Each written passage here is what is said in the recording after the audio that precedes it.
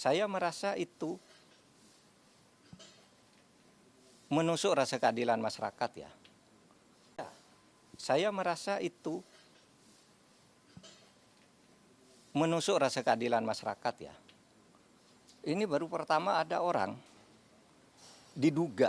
didakwa bukan diduga, didakwa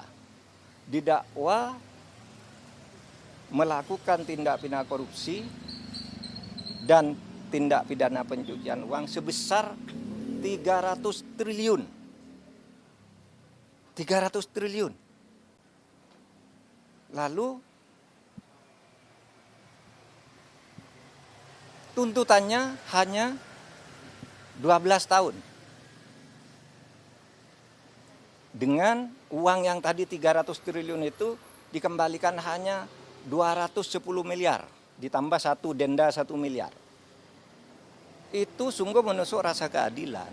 Karena apa? 6,5 tahun itu kok kecil sekali bagi orang yang menggarung kekayaan negara.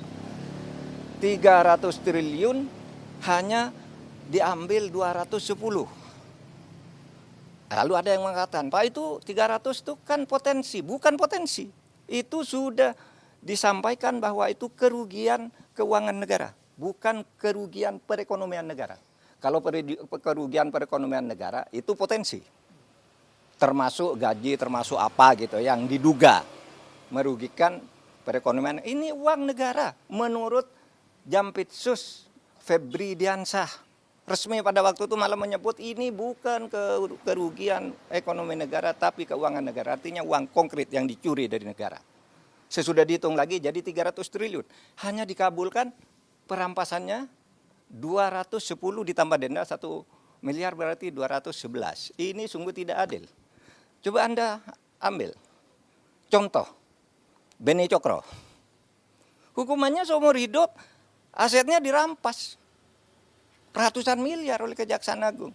Henry Surya semula dibebaskan di pengadilan negeri. Kita tidak terima. Langsung kasasi atau dituntut lagi dari kasus lain. Naik. Ya. Si Henry Surya ini semula bebas, kita langsung ke kasasi menjadi 18 tahun penjara. Hartanya juga diambil.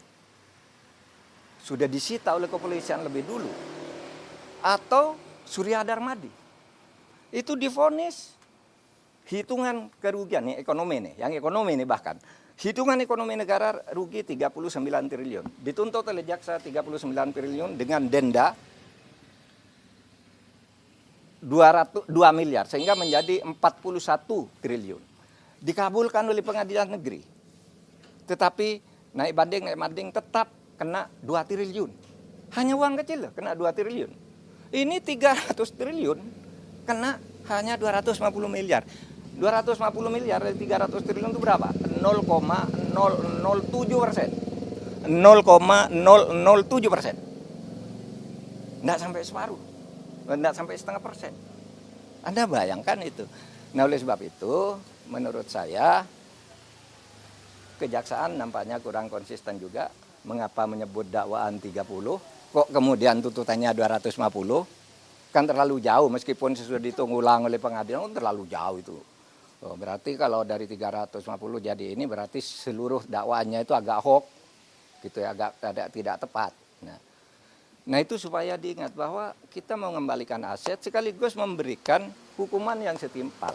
Apapun alasannya itu hukum yang berlaku. Dan itu sudah didiskusikan lah soal denda damai, soal kembalian aset sudah didiskusikan semua dan sudah ada undang-undangnya di tempat kita.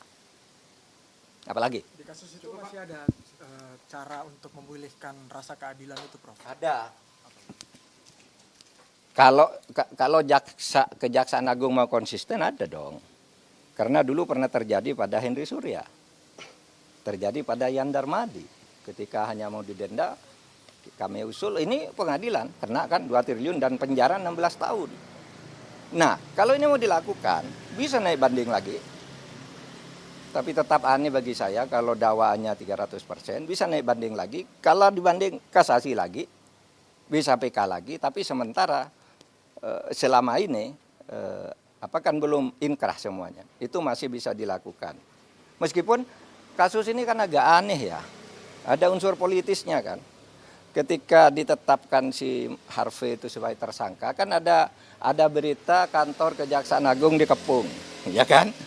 Lalu Jaksa Agung memberi penjelasan diintervensi oleh Brimob atau apa gitu kan, Jaksa Agung ngomong di televisi ya.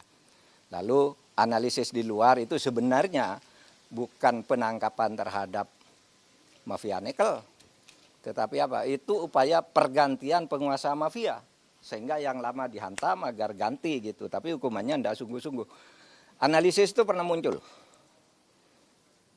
Saya baca itu dari pernyataan terbuka Pak Ansat Mbai, mantan kepala BNPT ya waktu itu. Dulu, zaman saya Menhan dulu dia kepala BNPT, tapi dia berbicara dalam konteks ini, Pak. Ini kan hanya pergantian aja. Sehingga kelihatannya tidak sungguh-sungguh atau takut. Nah ini tantangan, tahun baru ini tantangan. Anda mau bersikap apa terhadap ini?